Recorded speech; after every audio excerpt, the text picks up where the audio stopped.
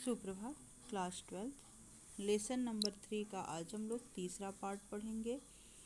और कविता की तुलना जो है फूल के खिलने से इस पद्यांश में की जा रही है।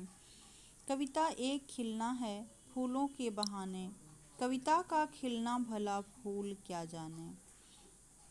बाहर भीतर इस घर उस घर, बिना मुरझाए महकने के माने, फूल क्या जाने। कविता एक खेल है बच्चों के बहाने, बाहर भीतर यह घर वह घर, सब घर एक कर देने के माने, बच्चा ही जाने। प्रस्तुत पद में कवि ने फूल और बच्चे के माध्यम से एक दृष्टांत प्रस्तुत किया है।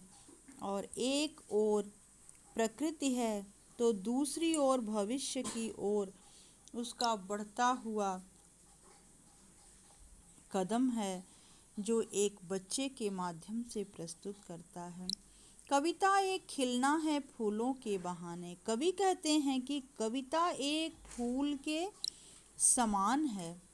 कविता एक फूल के समान है, लेकिन फूल तो खिलने के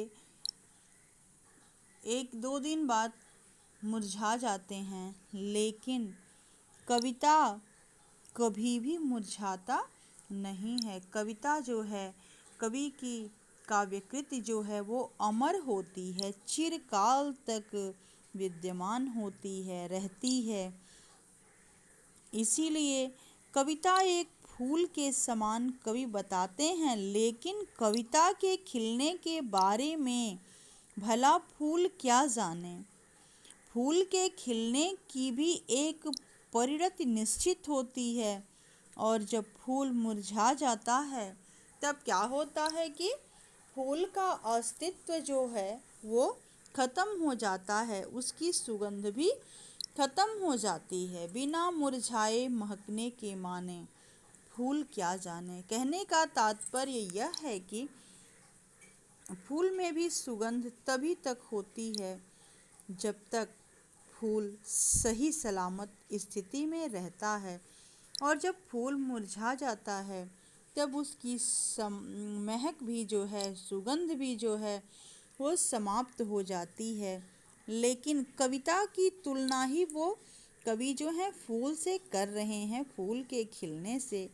और फिर कहते हैं कि कविता एक खेल है बच्चों के बहाने।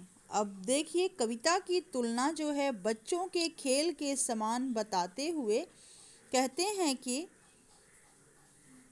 जिसे केवल शब्दों के माध्यम से ही खेला जाता है। कवि क्या करते हैं कि अपने काव्य रचना के लिए शब्दों के माध्यम से वो खेलते हैं, और जिस प्रकार बच्चों के खेल में किसी प्रकार की कोई सीमा नहीं होती है, उनके सपने जो हैं असीमित होते हैं, असीम होते हैं, सीमाहीन होते हैं बच्चों के सपने, उसी प्रकार कविता भी एक शब्दों का खेल है, जिसमें खेल में जड़ चेतन, अतीत, वर्तमान और भविष्य, प्रकृति, बाग, उपवन आदि इसके उपकरण मात्र हैं। उपकरण मतलब साधन होता है। आदि इनके काव्य के विषय हो सकते हैं। क्या? तो जड़ भी, चेतन भी, अतीत भी, वर्तमान भी, भविष्य भी, सब इनके काव्य कल्पना के माध्यम होते हैं। बच्चे किसी घर की सीमा के बंधन में नहीं बांधते हैं अपने आप को। उनके लिए तो सारी पृथ्वी एक समान होती है।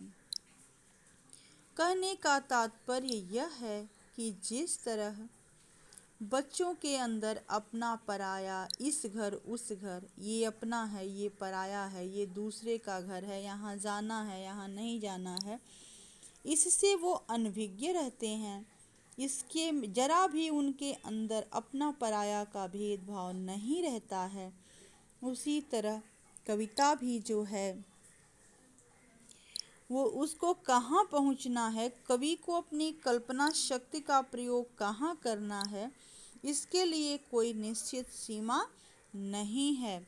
वो किसी भी समय सीमा को या जड़ को, चेतन को, भूत वर्तमान भविष्य किसी को भी अपनी कविता का वो माध्यम बना करके अपने काव्य की रचना कर सकते हैं। जैसा कि आप लोगों ने देखा भी है कि काव्य के जो कवि हैं उनके कल्पना की कोई सीमा नहीं होती है।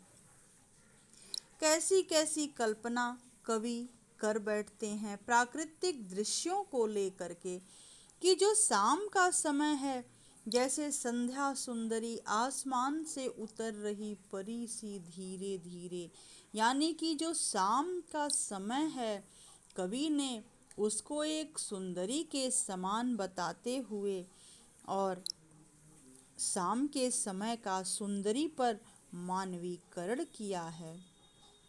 आज के लिए बस इतना ही। धन्यवाद। आगे का अंश हम लोग कल पढ़ेंगे।